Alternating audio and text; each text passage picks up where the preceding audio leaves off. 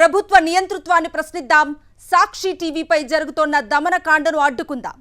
తెలుగువారి మనస్సాక్షి సాక్షి టీవీ. సాక్షి టీవీ ప్రసారాల కోసం వెంటనే మీ లోకల్ ఆపరేటర్ని సంప్రదించండి.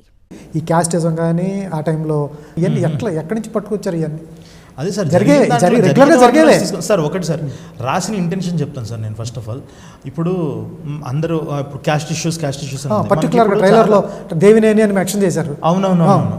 ఆ దేవినేని అవన్నీ ఏంటంటే ఇంటెన్షనల్గా వీడు ఇది ఎందుకనంటే చాలా గర్వంగా చెప్తారు ఇంటి పేర్లు చెప్పడం కూడా. ఎందుకంటే నేను విజయవాడలో నేను చూసాను కాబట్టి అది పెట్టాను. ఇంకొకటి సార్, క్యాస్ట్ ఇష్యూస్ మాట్లాడామని అంటే అది క్యాస్ట్ ఇష్యూ కాదు సార్. బేసిక్గా క్యాస్ట్ని మెన్షన్ చేసిన ఉద్దేశం ఏంటంటే ఇప్పుడు మనం చాలా ఒక తమిళ్ మూవీస్లో ఎక్కువ క్యాస్ట్ గురించి మాట్లాడేది ఎక్కువ ఉంటుంది.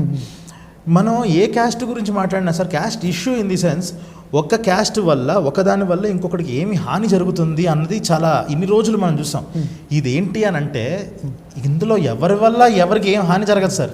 ఇట్ ఈస్ ఫన్ అంతే. ఇలా ఉన్నారు అని అంటే ఇప్పుడు జనరల్గా చూడండి, మేము ఇప్పుడు మనం ఒక క్యాస్ట్ నేమ్ తీసి ఒకటికి అది పెట్టి వాడు కాలేజీలో అందరికన్నా ఒకడే కూర్చొని సిగరెట్లు కొడుతున్నాడు, డ్రగ్స్ కొడుతున్నాడు, ఆడ అమ్మాయిని ఇలా చేశాడు అని చెప్పడం తప్పు.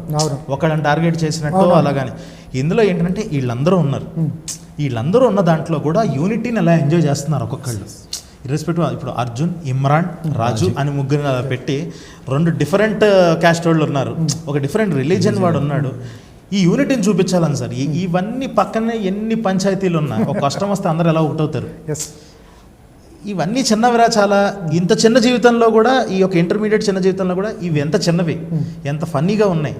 నాకు మా ఫ్రెండ్ కూడా ఒకళ్ళు US నుంచి నాకు ఫోన్ చేశాడు అనమాట. నన్ను బేస్ చేసుకుని రాసావు కదా క్యారెక్టర్ అన్నాడు. అదంటే అవును అని అన్నా. మా ఆవిడ నవ్వుతుంది నన్ను చూసి, నీకు అర్థమవుతుందా? బట్ నిజమే కదా, ఏం చేసావా అని అనిపిస్తుంది నాకు అని. ఎప్పుడైనా మనం ఒకళ్ళ మీద కమెంట్ చేస్తే వాళ్ళు నవ్వుకునేలాగా ఉండాలి సార్. వాళ్ళే నవ్వుకునేలాగా ఉండాలి.